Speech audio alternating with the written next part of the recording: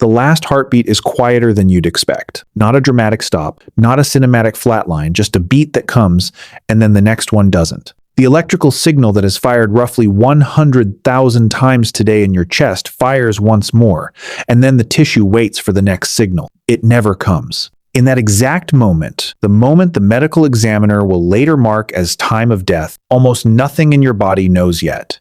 Your liver doesn't know. Your kidneys don't know. The neurons in your visual cortex don't know. The bacteria in your gut are completely indifferent. They will be fed for weeks. You are legally, officially, certifiably dead. And most of you is still alive. So what happens in the first 60 seconds? The answer will make you rethink what death actually is. Because it turns out death isn't a moment. It's a process. And some parts of you will fight it for days. This isn't one answer. It's a cascade. Layer after layer of systems shutting down in sequence, some faster than others, some stranger than you'd imagine. Each layer changes what you thought you knew. Let's go. The first thing to understand is what death actually is, and here medicine has a surprisingly messy answer. The legal and clinical definition of death has shifted multiple times in the last century alone. Before the 1960s, death meant cardiac arrest. The heart stops, you're dead. Then intensive care units started successfully resuscitating people whose hearts had stopped for minutes. The definition shifted. Brain death became the new threshold. Then, cases of people meeting all criteria for brain death and being resuscitated complicated that too. Sam Parnia at NYU Langone Medical Center, one of the world's leading researchers on resuscitation science, defines biological death as the point at which cellular damage becomes irreversible and the body can no longer be brought back to an integrated living state. But irreversible is not the same as immediate. In the first 60 seconds after cardiac arrest, the body is in what Parnia calls the transition zone, legally dead, biologically dying, and in some tissues, still metabolically active. The death certificate is signed. The cells haven't read it. Here's what happens second by second. In the first 10 seconds after the heart stops, blood pressure collapses completely. Oxygen delivery to the brain, which requires continuous perfusion to maintain consciousness, drops to zero. At around 10 to 15 seconds, you lose consciousness. Not from the brain shutting off, but from the brain running out of fuel. Neurons require glucose and oxygen in a ratio so precise that even a few seconds of deprivation causes functional failure. The electroencephalogram, the measurement of brain electrical activity, goes flat within 15 to 30 seconds of cardiac arrest. But here is where the conventional picture breaks down.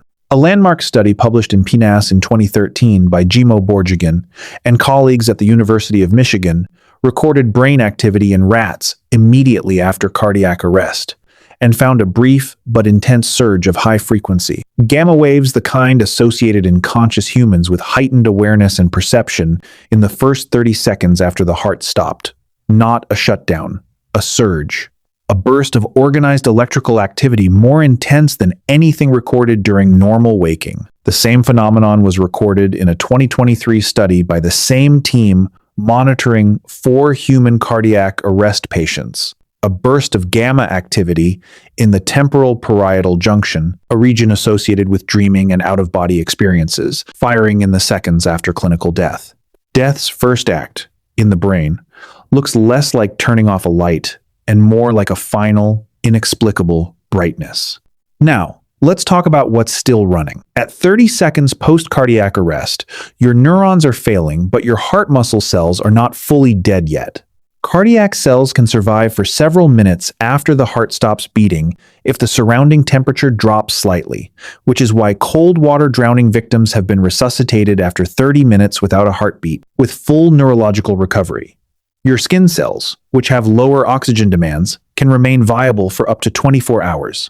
Hair follicle cells can continue metabolic activity for several days after death. Corneal cells, the clear cells at the front of the eye, remain transplantable for up to 12 hours after death, and sometimes longer under refrigeration. Bone cells, tucked inside dense mineral matrix with minimal oxygen requirements, can stay metabolically active for several days. Your intestinal bacteria, the trillions of microorganisms that have lived in your gut your entire life experience, nothing unusual at all.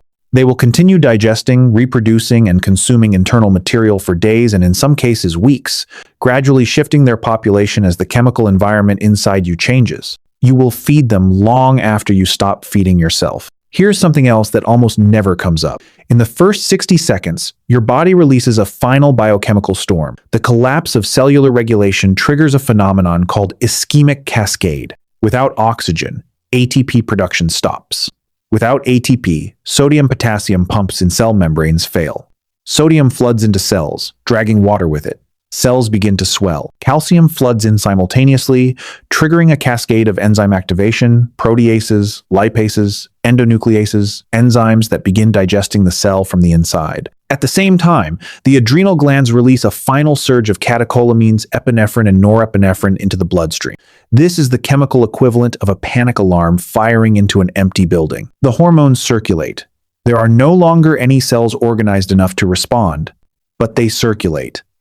And in the first minutes after death, the skin, which retains blood vessel reactivity for a brief window, may actually show a faint flush response in some individuals as superficial vessels respond to the catecholamine surge, the body trying one last time to respond to its own emergency signal.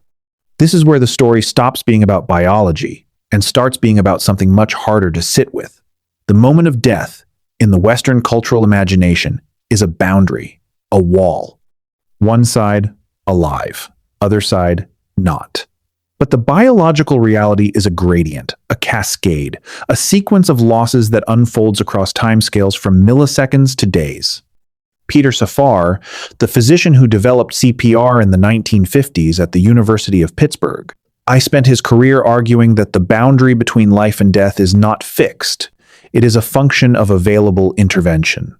He called it suspended animation, the idea that death in many cases is not a destination but a detour, and that with sufficient cold, sufficient resuscitation technology, and sufficient speed, many people declared dead could be brought back.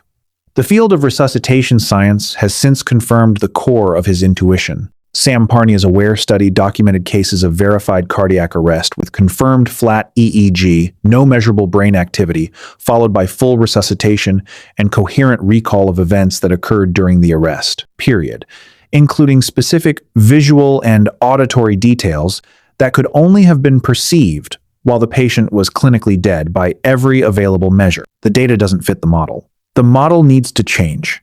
So go back to that last heartbeat, the quiet one. The one that comes and then isn't followed.